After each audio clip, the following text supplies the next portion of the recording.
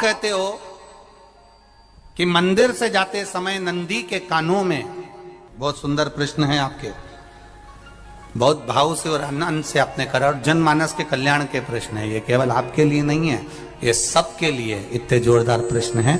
जो गलती भी करते होंगे तो उसको सुधार सकते।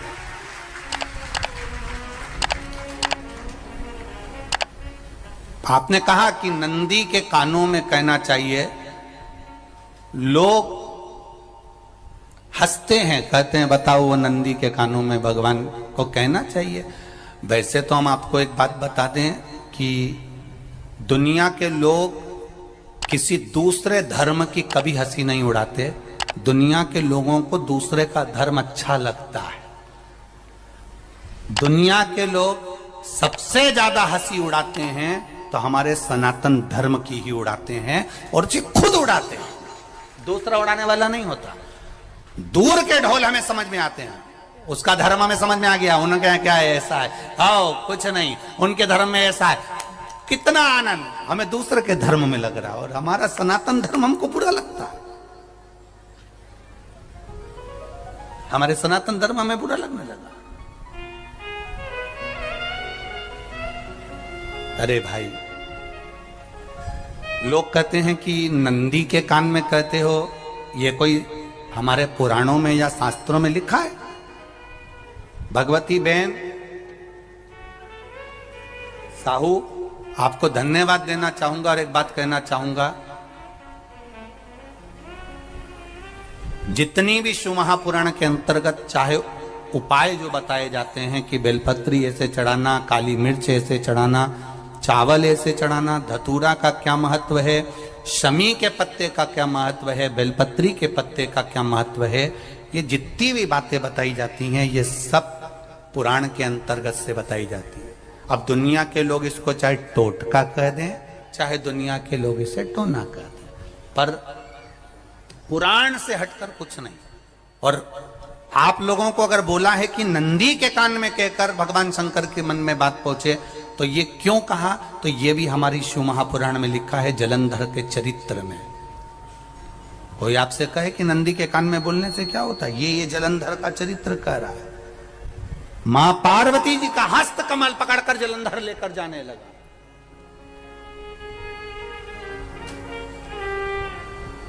वृंदा का पति लेकर जा रहा।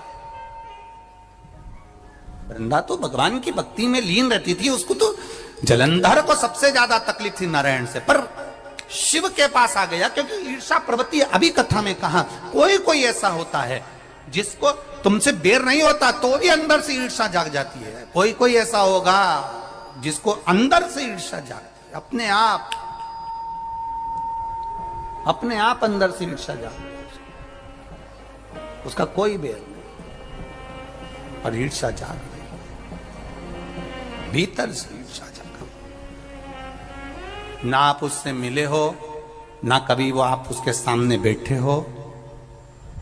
कई लोग किसी ना किसी की बुराई करते हैं तो हम लोग पूछ भी लेते हैं, क्यों साहब उनसे मिलकर आए हो क्या तुम? कभी नहीं मिल किया, कभी उनका सामना हुआ नहीं हुआ, तो फिर बुराई क्यों कर रहा? एक ने कर दी थी इसलिए हमारे ध्यान में था तो हमने भी कर दी। लो, वो कुआं में डूब के मरेगा तो तू भी मरेगा का? नहीं। नंदी सामने बैठा है, गणेश जी को मालूम पड़ गया, कार्तिकेय को मालूम पड़ गया, मां पार्वती जी का हस्त कमल जलंधर ने पकड़ लिया और लेकर चला। मालूम पड़ गया, तब नहीं रहा गया। गणेश जी को क्रोध आ गया और गणेश जी महाराज आए, शिव जी को जगाने लगे, पिताजी पिताजी पिताजी कर कर जगाया, उठो पिताजी, पिताजी उठिए, पिताजी जागिए, पिता को जगा रहे हैं। भगवान शंकर नहीं उठे, तप में लीन थे। क्या करें हम? जलंधर के पास में इतना बल है, इतना बल है, और पिता की आज्ञा नहीं होगी तो हम कैसे मार देंगे इसको? मारने को तो मार दें। मां ने आज्ञा करी थी कि जलंधर उसको तारकासुर को मार दो, तो कार्तिकेय ने तारकासुर को मार दिया। शिव जी की आज्ञा नहीं तो हम इसको कैसे मारें? क्या करें? सब कुछ गणेश जी ने देख लिया, शंकर जी के ऊपर बहुत बहुत बहुत बहुत प्रार्थना कर कर देख ली, पर शंकर जी नहीं जागे। तब आखिरी में विनायक ने, गणेश ने, जितने लोग आस्था चैनल पर कथा सुन रहे हैं, जितने लोग फेसबुक यूट्यूब पर कथा सुन रहे हैं, इस बात को याद रखना कि नंदी के कान में कहने से क्या होता है वो ये इस कथा से सीख लेना।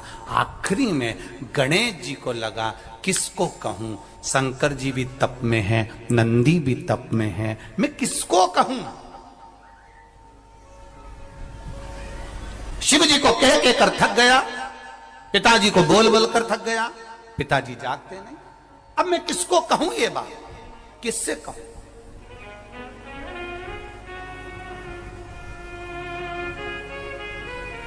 विनायक गए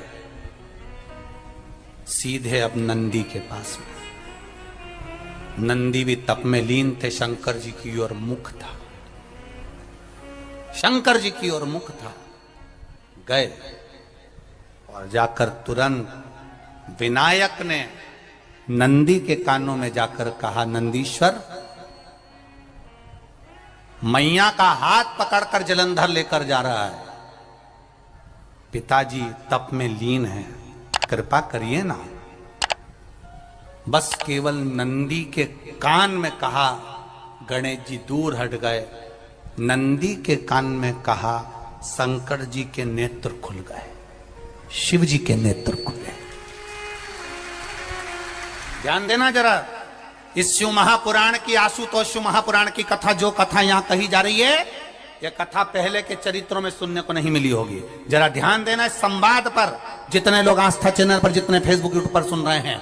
सनातन धर्म की हंसी उड़ाने वाले कह देते हैं नंदी के कान में कहने से क्या होता है, नंदी के सामने जाकर बोलने से क्या होता है, नंदी के पास बैठकर बोलने से क्या होता है, नंदी के पास बैठकर शंकर जी का मात्र दीदार करने से क्या होता है, दर्शन करने से क्या होता है। वो अच्छे से समझ लेना, जो लोग सनातन धर्म पर उंगलियां उठाते हैं, वो अच्छे से समझ ले इस बात को।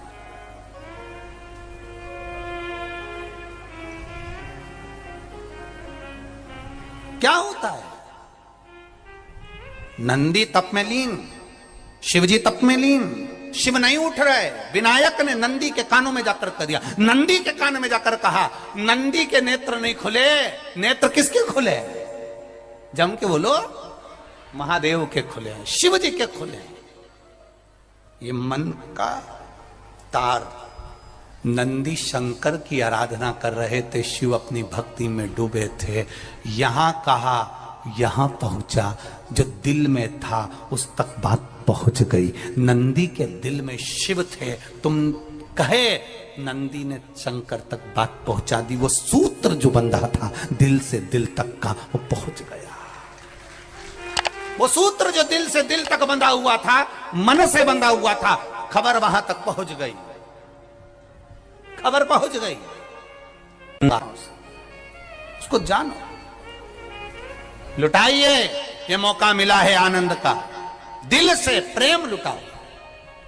नंदी से कहा, नंदी ने देवादिदेव महादेव से नहीं कहा। केवल नंदी आंख बंद कर कर बैठे थे, कहते से ही भगवान गणेश के शब्द शिव जी तक पहुंच गए।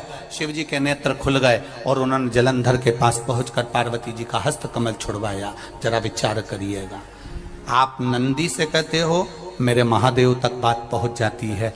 आपको केवल नंदी से प्रेम से कहना है, नंदीश्वर मेरे बाबा, ए मेरे बाबा, आप रोज शिव जी को लेकर भ्रमण पर निकलते हो, मुझे बहुत दुख है, आप मेरे दुख को मिटाने के लिए मेरे दरवाजे पर क्यों नहीं आते?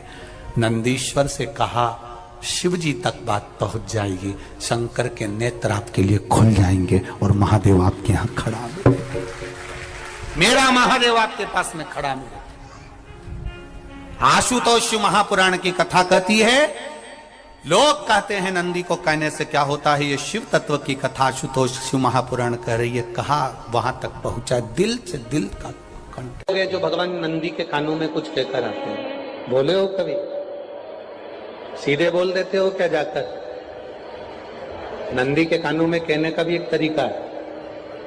आप लोगों को मालूम होगा वो तरीका? नहीं मालूम?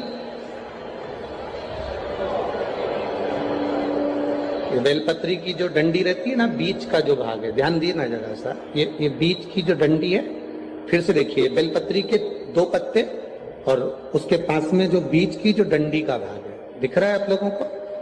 ये 2 डंडी, ये बीच की 2 पत्ती और उसके बीच में जो 2 डंडी का भाग होता है। जब हम देवाधिदेव महादेव से कोई बात कहने वाले होते हैं ना कि बाबा बहुत दुखी हूं, बाबा बहुत तकलीफ चल रही है, बाबा मैंने एक कंपटीशन एग्जाम में परीक्षा दी है, बाबा मेरे जीवन में ये तकलीफ हो रही है, बाबा, तब इस बेलपत्री की जो ये डंडी होती है, इस उंगली से, इस अंगुष्ठ से इस डंडी को पकड़ा जाता है और बाबा के कर्ण में कहने से पहले ये हाथ को नंदी के ऊपर रखकर फिर हम बाबा के नंदी के कानों में कहते हैं और चलते समय इस बेलपत्र को अशोक सुंदरी की जगह पर चढ़ाकर वापिस सजाते हैं। देव अधिदेव महादेव को पार्वती की बात मानना ही पड़ती है और वो कहना ही पड़ता है। ये बेलपत्र की महत्व, ये जितना फल एक बेलपत्र की पत्ती में, उतना की उतना फल।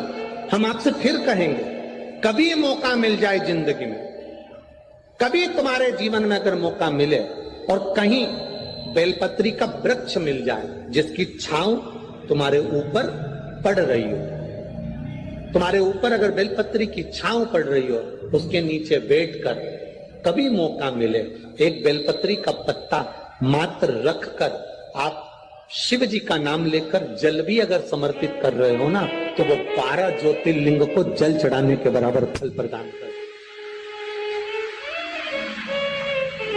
एक बेलपत्री का पत्ता, एक बेलपत्री का वृक्ष, एक बेलपत्री के वृक्ष की